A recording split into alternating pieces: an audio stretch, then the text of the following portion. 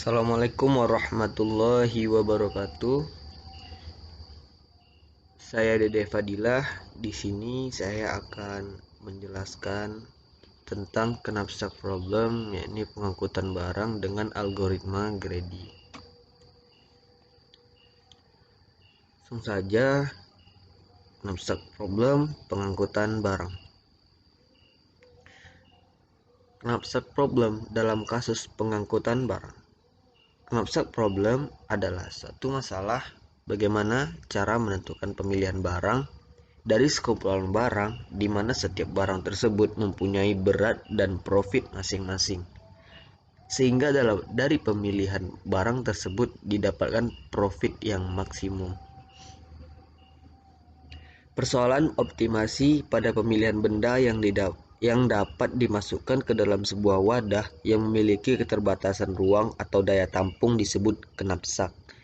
Masalah knapsack merupakan sebuah persoalan yang sering dihadapi terutama pada bidang jasa pengangkutan barang seperti pengangkutan barang ke dalam peti kemas. Algoritma Grady. Algoritma Grady merupakan algoritma yang lazim untuk memecahkan persoalan optimasi meskipun hasilnya tidak selalu merupakan solusi yang optimum. Sesuai arti harafiah, Grady berarti tamak. Prinsip utama dari algoritma ini adalah mengambil sebanyak mungkin apa yang dapat diperoleh sekarang. Grady memiliki 3 metode. Yang pertama itu Grady by profit, yaitu keuntungan terbesar terlebih dahulu. Yang kedua Grady by weight, yaitu bobot yang paling ringan terlebih dahulu. Yang ketiga itu Grady by density, yaitu barang dengan keuntungan per unit terbesar.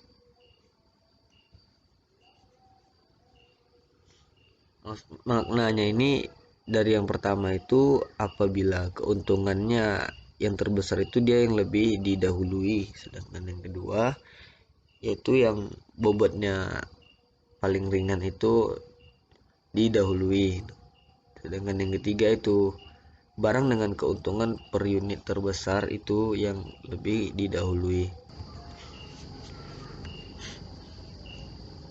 Nah, di sini ada contoh kasus persoalan knapsack dengan 6 objek. Kapasitas knapsack atau W-nya itu sama dengan 100. Di sini ada 6 objek tadi. Dengan ini beratnya, ini profitnya, dan ini adalah density-nya. Objek yang pertama itu beratnya 100, profitnya 40, dan density-nya itu 0,4. Objek yang kedua itu atau barang yang kedua beratnya itu atau weight-nya 50, profitnya 35, density-nya 0,7. Barang yang ketiga itu 45, profitnya 18, density-nya 0,4. Barang yang keempat itu weight-nya 20, profitnya 4, density-nya 0,2. Barang yang kelima itu weight-nya 10, profitnya 10, density-nya 1,0. Barang yang terakhir ini weight-nya 5, profitnya 2, dan density-nya 0,4. Jadi menurut metode dari Grady itu, jika berdasarkan profit, maka profit yang terbesar adalah di barang yang ke-1, dan beratnya jika berdasarkan berat itu di barang yang ketiga, keempat, 5, dan 6, urutan yang dari yang teringan ya. Kemudian dari density-nya itu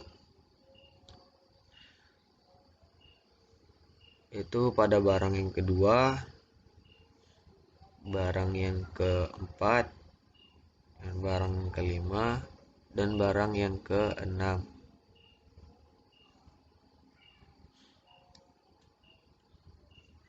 Nah, jadi solusi yang paling optimal itu ada di barang yang ke-2, barang yang ke-3, dan barang yang ke-6. Jadi dengan total bobot 100,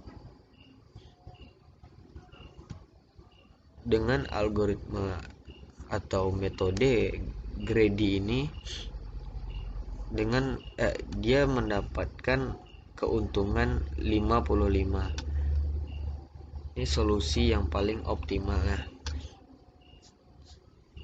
Apabila menggunakan metode kita berdasarkan profitnya, total keuntungannya hanya 40, sedangkan berdasarkan weight-nya itu keuntungannya hanya 34 dan density-nya hanya 51. Dan solusi yang paling optimal itu adalah barang yang kedua, barang yang ketiga, dan barang yang ke-6. Nah, ini keterangan dari tabel yang tadi. 1 itu adalah barang yang dimasukkan, 0 adalah barang yang tidak dimasukkan. Dan pada profit itu yang diutamakan tadi, seperti yang dijelaskan sebelumnya, adalah jumlah barang agar mendekati keuntungan maksimal. Sedangkan pada weight diutamakan memasukkan jumlah barang agar mendekati beban maksimal. Pada density diutamakan memasukkan jumlah barang agar mendekati harga keuntungan per unit barang maksimal. Nah, solusi optimalnya tadi adalah 011001 dengan keuntungan 55. Kemudian flowchart dan pseudocode. Pada flowchart ini ketika dimulai, dia akan memproses memasukkan kapasitas maksimum, berat, dan keuntungan masing-masing objek.